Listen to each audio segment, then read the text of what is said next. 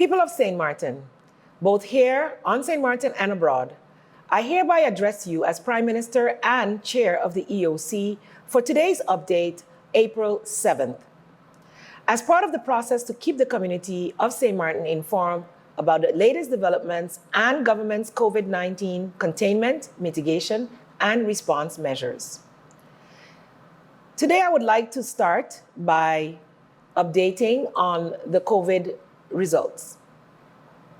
Our results have not come in from the Pasteur Institute in Guadeloupe as yet, but as of 4 p.m. today, our self-quarantine numbers are down to 117.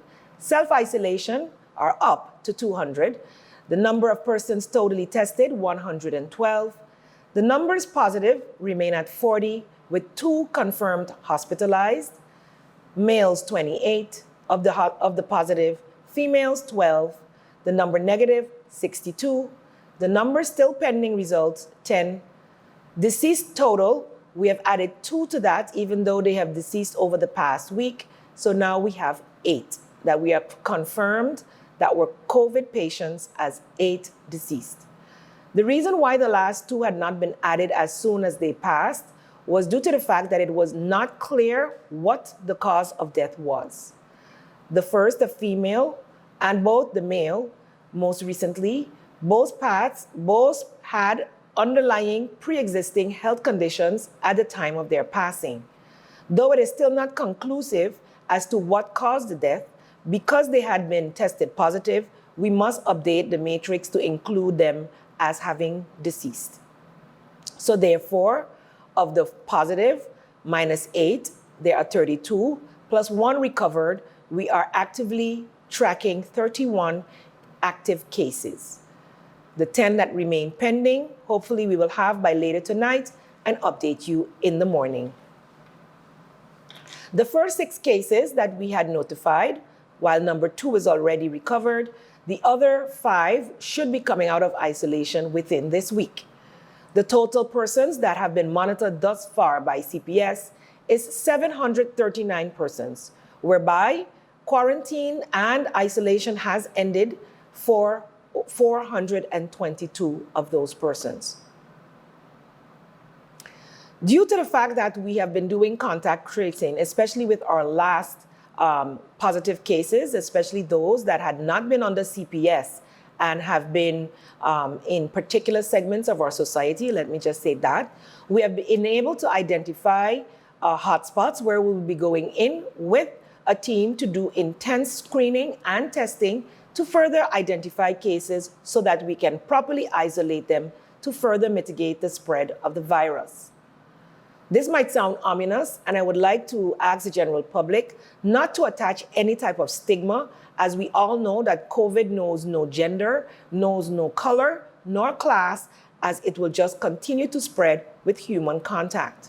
I would like to thank all those persons who are adhering to our measures in staying at home. You are safe at home.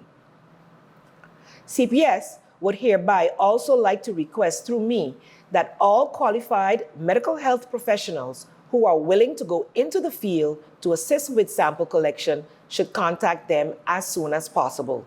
We would like to get this done within the next couple days, and as many persons, qualified persons that we can have on the ground with us, that faster we will be able to ascertain all of the infected within these areas. I would like to, at this moment, also encourage all persons who are feeling symptoms to call 914 and register with CPS.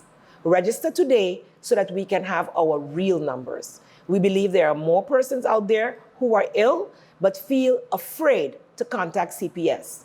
It is more fearful if you do not contact CPS or your general practitioner, your doctor, and inform them of your flu-like symptoms, as you may be running the risk that you can end up like some of the others who have gone on before that did not come to CPS or their doctor in time and ended up in the emergency room when it was practically too late.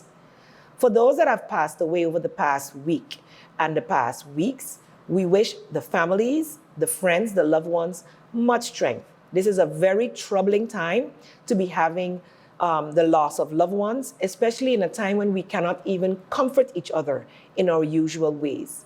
Lean on the strength of those who can sustain you, but always on our God, our Lord Savior, who is always there in time of our biggest needs. We continue to pray for serenity, for peace during this time for all who are going through this very, very stressful period. The next point I'd like to update you on is related to food security. The supermarkets and groceries in our meeting of yesterday, April 6th, have identified that they would be willing to and very much willing to supply our citizens with deliveries. Several have announced their numbers and delivery statuses today, while some of the smaller groceries were only able to get their waiver forms in later this afternoon. So even those within the small communities can look forward to groceries being delivered to their homes. ESF 7 has also continued with food deliveries for vulnerable persons. In a meeting just concluded with ESF 7 and 10, I was updated and further decisions were taken as to how we would be proceeding. Once all the procured and donated food and hygiene materials have been delivered, we will then move towards a voucher program to deal with the large numbers of requests that have come in. This will sit in place until the stimulus plan kicks in, which we hope will be the case by the end of this month. 762 boxes of food and 697 bags of hygiene and sanitary materials have been packed by ESF 7 together with their many volunteers. I would like to thank each and every person who has done everything to make this possible, and this continues to be a large logistic undertaking which continues for the next few days. Delivery is underway and will continue until all the food as well as the sanitary and hygiene materials has been delivered. Also, seeing that the groceries are now on the delivery list, we are looking forward to receiving many donations of fresh fruits and vegetables to be able to add to these boxes to ensure that our vulnerable also get good products which will help to boost their immune systems. Those persons who have not yet filled out the social impact assessment form, so that we can assess which citizens have an acute need right now, are encouraged to do so. The St. Martin government is working feverishly to assist you as soon as possible. For those that have trouble assessing the document, don't have internet, please, those that know of them, assist them by filling it out and sending to the Social Welfare Department. Up to today, April 7th, 2020, 3,444 of the almost 5,000 forms reflect a need for assistance in procuring food. This is a very serious need that we have been planning for, and therefore you can look forward to getting assistance in one form or the other, either with food boxes or a food voucher within short. Please, I am asking, only register once. What our system has noted is that some people have registered more than once. They have registered either on hard copy or they have also put in their form via the link on our Facebook, on our government's website. You do not need to register more than once. It all goes to the same place. And so therefore that will cut down on the amount of time it requires for the organization to sift out those with the acute needs. Please ensure to indicate that your acute need, meaning that you have a need right now or within a week, within 2 weeks, that you would need assistance for food. We would also like to deal with the most acute and needy cases first. The button on our website, stmartingov.org/coronavirus, is called Forms, Laws, and Protocols. And after you click on this, you will find not only the forms to be able to travel, but also the social impact assessment form, which you can fill in online and submit to the Social Services Department. Minister Arian was also part of our meeting today, as well as the two ministers related to ESF 7 and 10, Minister of TIAT, Ms. Ludmila De Weaver, and Minister of VSA, Mr. Richard Panafleck. This meeting was for the most part via video conference, that's the way we've been meeting now, and I would like to thank all those who took part in that meeting today. Minister Irian was able to update the ESFs on the upcoming stimulus plan, which will be presented in a special press conference tomorrow, Wednesday, April 8th at 11 a.m. after the regular press briefing. Stay tuned as a general public for more information on the plans of government to be able to assist you. Also, in yesterday's meetings with the banks, several have noted that there are still payrolls to be processed, and therefore waivers have been granted to allow banks to operate, however, not for the public, only to be able to facilitate the delivery payment system of the various grocery stores, as well as to finalize pending payrolls for those persons who have not yet received their month-end pay. Joint controls continue between French and Dutch St. Martin, though we have experienced some glitches here and there, whereby the forms, it is not clear which forms are being used. Every time a shift changes, sometimes things get lost in the translation. However, for clarity's sake, once you are leaving the Dutch side, you should have on hand either a disaster pass or Form C, which declares what the reason is that you are crossing the border.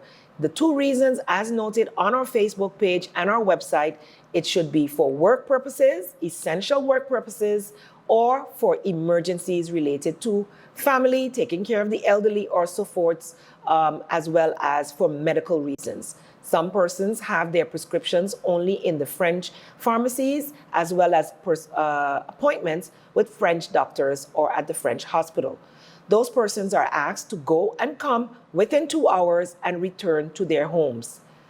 Persons who are moving within Dutch St. Martin should have a valid disaster pass. Disaster pass. Also valid are the passes of the medical personnel, the St. Martin Medical Center, and the White and Yellow Cross, as well as all waivers which have been signed by Chief John, the Minister of Health, Mr. Panafleck, and myself as Prime Minister of St. Martin. Both sides continue to work diligently, and I must commend all those St. Martiners who have remained diligently in their homes during this lockdown period. Remember, it is not a fun time for anyone, but you can make the best of this time by sitting together with family, reflecting on the good things that can come out of this, togetherness with the ones that you are actually locked down with, and finding ways to be able to communicate with those who are near but far due to this lockdown. As we continue to acknowledge the significant impact of COVID-19 around the world, but even more so for our very small and tight-knit community, let us give thanks. Thanks for what we do have, that we have life, that those of us who are coping with loss also still have life and can comfort each other. Know that persons with underlying health issues are even more susceptible, so they are more prone to get severe symptoms, which can lead to death. Stay away from the vulnerable within your families. Stay away, if you are moving around, from the elderly, from those that are currently suffering from high blood pressure, obesity, diabetes, heart or lung disease. These persons are extremely, extremely vulnerable to COVID-19, and we would like to see the deaths end. We would like to see that no one perishes from COVID-19 on St. Martin from today forth. So please, guard against it, keep your areas clean, wash your hands frequently, and please, if you have symptoms, report it on the very first day. Those of us with religious and in our diverse community, religious and spiritual belief, I ask you to pray fervently, pray dedicatedly. Let's take an hour each morning and each evening to pray together and pray for safe passage through this storm. God is with us, around us, and will protect St. Martin and our people. Many are doing their part from home. I encourage all to follow our broadcast via the streams as it's published every day. And may God bless you, people of St. Martin. We are doing everything within our power to ensure that we get through this with minimal damage.